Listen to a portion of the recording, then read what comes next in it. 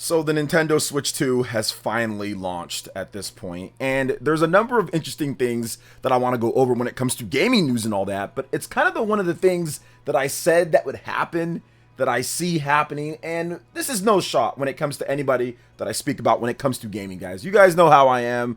I don't really take it like super crazy or anything like that, but I told you guys that despite all of the stuff that people were saying online when it comes to the Nintendo Switch 2, some of it actually legit when it comes to critiques. The $80 Mario Kart, the game key cards. There are some legitimate things. There are some other things as well that I'm probably missing.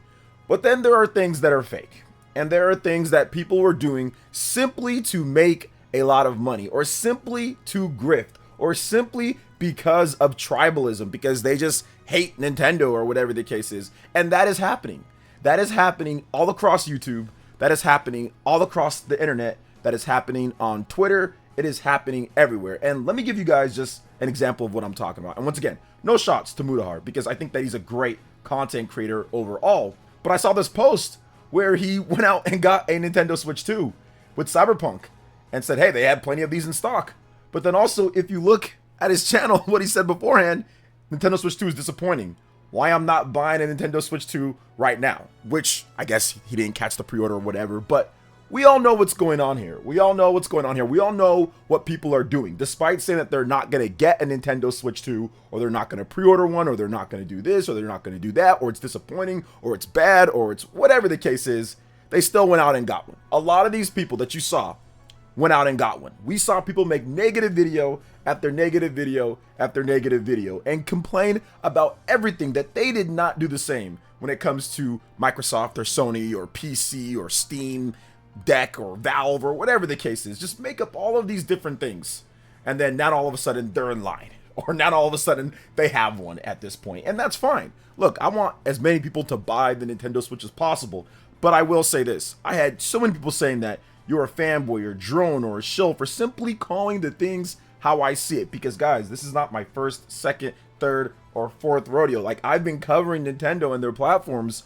for a decade plus. I've seen so many different launches. I've been playing since the NES era, and I knew that this type of thing would happen, where you do get people who constantly say disappointing, it's this and that, and hold it to these standards that clearly aren't held for other places, and then all of a sudden, I guess, give into FOMO, or essentially just, yeah, I want to get the ad revenue, and then get it anyway, right? And get the system anyway, because at the end of the day, like I said in my video, the truth about the Nintendo Switch 2, the system is easily Nintendo's best crafted, best made system, in my opinion, since the GameCube. I don't think we've had a system built this efficiently well together in terms of what it does, the innards of the system, and how it's designed, and how it works with the integrated software and the hardware. I don't think we've had anything as good since the GameCube. Now, to me, this is the three-part process in the transformation of what Nintendo was actually trying to do with the Wii U. You have the first stage, so think of that as a Charmander. Then you have the evolution, which is the Nintendo Switch.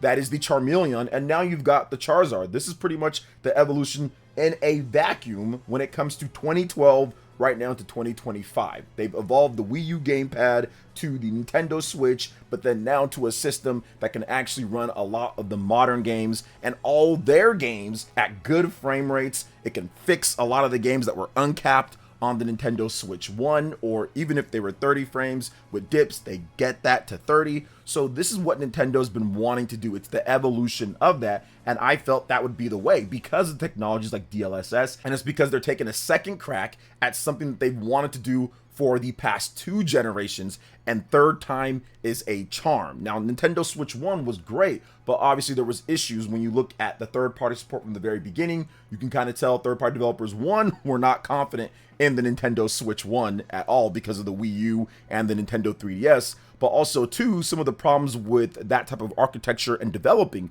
Now, they got a lot of experience after the Nintendo Switch 1, or they've read up on it, they know what's going on. So with the Nintendo Switch 2, they felt far more comfortable developing these games and actually making something so they can have titles at launch, because the Nintendo Switch 1 had zero, yes, zero major third-party games at launch. Had Legend of Zelda Breath of the Wild, which was incredible, and that's pretty much all it needed. But the Nintendo Switch 2 with Mario Kart World, in addition to a host of third-party games for people to pick up, which people are buying. People are buying Street Fighter, people are buying Bravely Default, people are buying Cyberpunk, people are buying Rune Factory, people are buying these third-party games. It pretty much tells you that this is what Nintendo finally needed to do. This area, them moving to the hybrid platform, and it's only going to continue probably getting better, because I'm pretty sure they're going to make a Nintendo Switch 3, because based off of the lines and based off of what people are saying, and clearly the decline of Xbox, people aren't buying the Xbox platform as much. Those sales gotta go to somewhere in terms of the mind share for the console market. That's definitely going to go to the Nintendo Switch 2 and whatever else people want to buy. Obviously, PS5 is still doing well, but I figured that this was going to be a flip-flop when it comes to what people thought, or more like what we saw at the launch. And it also goes to show you that the internet, in terms of people saying stuff, it's just not necessarily 100% real. Sure, you can get some things that people have to say, and you can say, okay, well, yeah, that makes sense overall when it comes to certain critiques in terms of what people are upset about or not. But ultimately, the consumers are going to be the ones who decide where and when and how to spend their money, and nobody online, myself included or anybody else, is going to stop people, most people, from buying what they want to get. So I think that the Nintendo Switch 2, so far from what I've played, my first impressions, it's a fantastic system. I'm playing a ton of Mario Kart World. I finally got back from San Francisco, and now I'm going to actually play some games, really buckle down, play some games, record some footage, capture stuff, and hopefully have a review for you guys by the end of the week, maybe by Sunday or maybe early Monday. But I want to make sure that I have an in-depth review comparing it to the Nintendo Switch 1, and also as a system in itself when it comes to the games and when it comes to the hardware overall. But I also want to make sure that all of you guys that are not subscribed to the channel, hit that subscribe button so you can watch my excellent content on the Nintendo Switch 2, because this is just the beginning overall. So hit that subscribe button. Now let's go ahead and move on to the next topic here, guys, and we are going to discuss what is going on with 007 First Light. We got the first actual gameplay trailer for this title, and I think that it looks pretty good. It's not a first person shooter, so that's something that I think I briefly touched on in my video before when I talked about 007 First Light.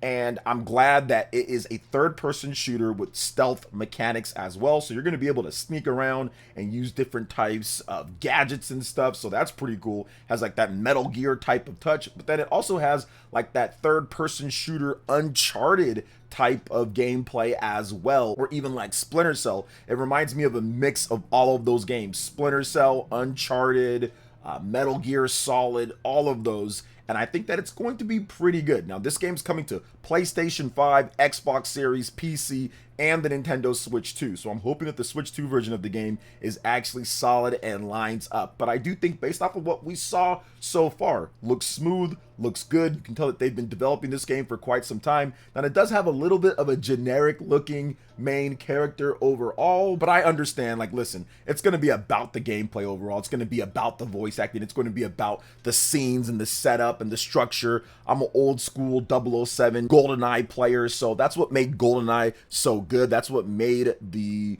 other Bond games so good, like Tomorrow Never Dies or even 007 Nightfire. A lot of these had great structure and setup and everything. So as long as that's really good, along with the voice acting and everything, I think that this game's going to be good overall. It's going to be a solid release. And as you can see by this trailer here, plenty of action and plenty of pretty cool, interesting beatdowns to give to people. So what do you guys think about the first footage of 007 First Light when it comes to gameplay and everything? This gets you guys interested or not? We also have a target release window of 2026, so it's going to be a next year title. So IO Interactive, coming from the Hitman developers, they are gearing up for a big release for 007 First Light. So what do you guys think? Let me know in the comment section below. Now we're gonna move on to another third-person shooter game, and that is Red Dead Redemption 2. So apparently Red Dead Redemption 2, when it comes to the Nintendo Switch 2 port and the PlayStation 5 and Xbox Series upgrades, are going to be real.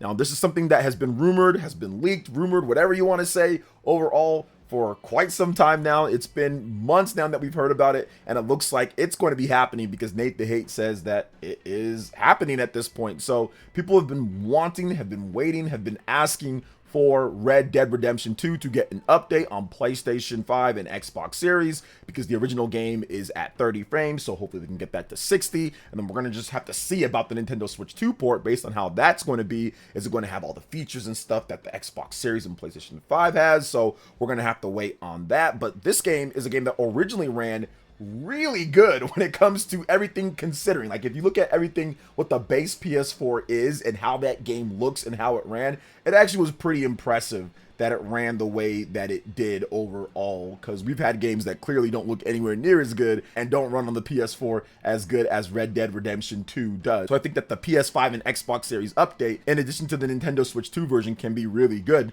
And I also have a lot of confidence in this port for the Nintendo Switch 2, because the port of Red Dead Redemption 1 on the Nintendo Switch is super high quality. It's actually one of the best ports from the PS3 and 360 over to the Nintendo Switch 1. It runs good enough. It's at a locked 30 overall with very few dips. It's at 1080p as well. So I think that we could potentially even get an update, because the PS4 version of Red Dead Redemption 1 got an update to 60 frames. So I think that we could get that on the Nintendo Switch 2 in addition to Red Dead Redemption 2. So that would definitely be good, because Red Dead Redemption 1, that was the first time that a Red Dead game had ever came to a Nintendo platform. And now it seems like they're doubling back up. Right now we have both of them within a pretty short time frame, because that just came out a year or two ago. So definitely a good thing if they can get Red Dead Redemption 2 going. And it looks like, based off of what Nate the Hate has to say here in his podcast, that it is going to be happening. But once again, this has already been somewhat quote unquote leaked, in addition to it showing up in different types of databases and things. So it looks like it is going to be happening. So what do you guys think about Red Dead Redemption 2? You can let me know in the comment section.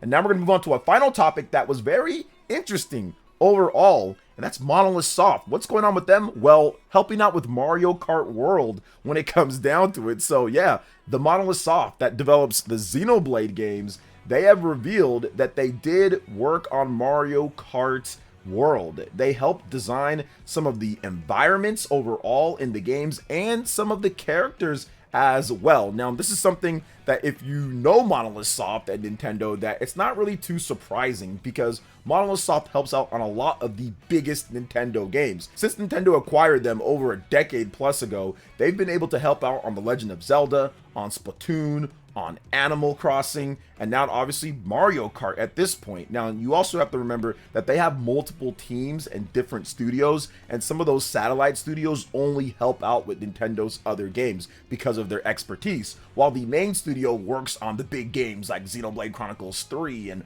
whatever their next big Nintendo Switch 2 JRPG is going to be, which I do have a feeling that that will be revealed sometime this year or early next year, and that would be incredible if that happened. I do think it's going to, but yeah, that's essentially how Monolith Soft is kind of laid out. So when they do help out with something, sometimes you can kind of tell the bigger games, Legend of Zelda, Breath of the Wild, Mario Kart World, some of the environments, they kind of take on their expertise to help out when they can. So if you play Mario Kart World and you see some of the free roaming missions, it actually looks beautiful. The draw distance is awesome. The different types of landscapes have been really good. I've been doing some of the different P missions and all of that, and it's a lot of fun to kind of just do to kill time overall if you're just trying to drive around, or even just learn how to play the game. Practice your charge jumps, practice your drifting, test out different carts. It's just a cool little thing that they added in there on top of the typical Mario Kart experience where you're doing Grand Prix or the new stuff like Knockout Tour or going online or the balloon battle or even local play. So for me, I think that it's awesome if you can get Monolith Soft involved with the big Nintendo stuff, get them involved on working on some of the different things. But at the same time, you know, I think that Monolith Soft, they have that core mission of what they want to do, and it really shows of, one, being satellite studios helping out with Nintendo's other games, but also two, creating some of the best big JRPGs for Nintendo, big games for Nintendo overall. And I think that, if anything, this has been one of Nintendo's few but super successful acquisitions overall. They don't buy a lot of companies and stuff. Heck, Intelligent Systems is still technically not a first party studio. Nintendo does not own them at this point. They've been making and helping with Fire Emblem and WarioWare and Paper Mario for decades now at this point. But I do think that overall, this was easily one of their best, if not their best acquisition overall, just because of the work that they've been able to do. And obviously Mario Kart World is going to be a key centerpiece in the Nintendo Switch being a successful system, because Mario Kart World is going to sell the Nintendo Switch 2 for the next 7-8 years or something like that. It is going to be a bestseller for a very long time, just like Mario Kart 8 Deluxe was. So what do you guys think when it comes to everything that we talked about here with the Nintendo Switch 2? Let me know in the comment section below. All right, guys, that wraps it up for this video here. Thank you so much for watching. I do appreciate it. Please make sure you hit that like button, subscribe if you're someone new, click that notification bell, and check out my other Nintendo Switch 2 RPG content and more right here on screen. Thanks for watching, and we'll catch you guys for the next one. Peace.